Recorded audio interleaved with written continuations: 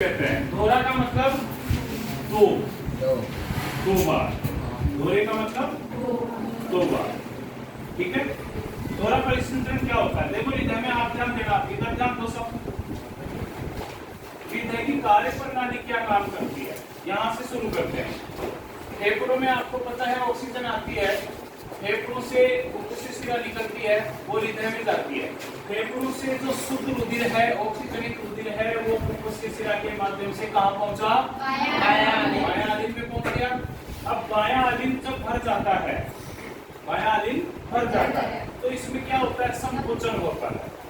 संकोचन होगा। जैसे गुब्बारा भर गया, गुब्बारे को आप दबाओगे तो गुब्बारे से चीजें जो भी है वो बाहर निकलेगी। तो बायां आलिन जब भर गया तो इसमें संकोचन होगा। संकोचन होगा तो ये वाल्व खुल जाता है, दीवलिन जो वाल्व है वो खुल जाता है, और वाल्व खुल गया तो अब रक्त है वो कहाँ आ जाएगा? बाएं नीले में। जब यहाँ बाएं नीले में रक्त आता है, इसमें जब संकोचन होता है तो इसमें शिथिलन होता है। दो चीजें होती हैं, एक संकुचन, संकुचन का मतलब है दबाव पड़ना, है ना? जैसे गुब्बारा है उसको दबा दिया तो वो क्या होगा? संकुचन। और एक गुब्बारा है वो ढीला हो गया, एक तरह से शिथिल हो गया, तो उसको कहते हैं शिथिलन। एक तो होता है संकुचन और एक होता है शिथिलन।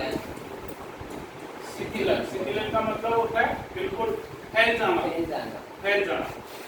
तो इसमें संकुचन होगा तो इसमें शिथिलन होगा, मतलब ये फैल जाएगा तो आराम से रुधिर इसका इसमें आ जाएगा। अब जब ये बाएं नीला भर गया, बाएं नीला हृदय से रक्त से भर जाता तो ये वाल्व क्या हो जाता है? बंद। अब रक्त है वापस इधर नहीं जा सकता है। अब रक्त को जाने के लिए कौन सा रास्ता है? केवल महाधमनी है।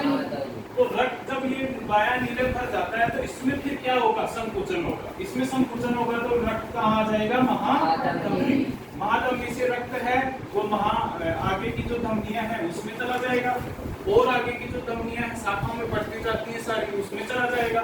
लास्ट में रक्त कहाँ पहुंच जाता है? शरीर के सभी अंगों में, और अंगों में भी नहीं, शरीर की प्रत्येक कोशिका में रक्त पहुंचता है, ये आपको पता है। ठीक है। अब क्या होता है? शरीर के सभी अंगों से या कोशिकाओं से रक्त को इकट्ठा किया जाता है कहाँ? धमनियों से। धमनियों के माध्यम से रक्त को इकट्ठा किया जाता है। वो छोटी छोटी धमनियां अपना रक्त सारा इकट्ठा करके कहाँ डालेंगी? शिराओं के द्वारा, और वो शिरा जो है रक्त कहाँ डालेंगी? महाशिरा में डालेंगी। ठीक है। महाशिरा के माध्यम से, महाशिरा दो होती है, अग्र महाशिरा, पश्च महाशिरा, हम यहाँ एक ही दिखा रहे हैं। महाशिरा के माध्यम से रक्त कहाँ लाया जाएगा? तो जब महाशिरा से रक्त दायां आलिन में होता है तो दायां आलिन में क्या होता है? शिथिलन होता है, मतलब ये फैला हुआ होता है। फैला हुआ होगा तो रक्त आराम से दायां आलिन में भर जाएगा। अब दायां आलिन जैसे ही पूरा भर गया तो ये कपाट क्या हो जाता है? खुल जाता है, और यहाँ पर भी कपाट पाए जाते हैं, वो बंद हो जाते हैं ताकि रक्त वापस नहीं जाए।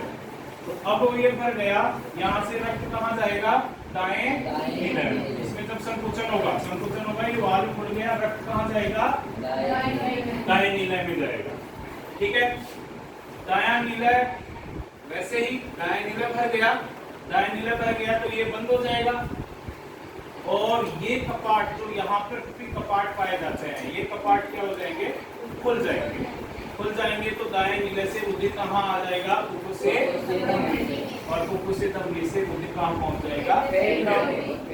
अब आप देखना, जब फेफड़ों से रुधिर है वो अंगों में एक बार पहुंचता है तो हृदय में से वो दो बार गुजरता है। आप ध्यान देना। देखो यहाँ से रक्त आया, यहाँ आया, अंगों में आया, वापस हृदय में आया, यहाँ आया, वापस। अंगों में तो एक बार ही पहुंचा, लेकिन हृदय में से कितनी बार गुजरा? दो बार। देख रहे हो ना आप? ऐसे दो बार गुजरा, मतलब अंगों में जब रुधिर पहुंचता है एक बार तो हृदय में से वो रुधिर दो बार गुजरता है। इसीलिए इस परिसंचरण को दोहरा परिसंचरण है।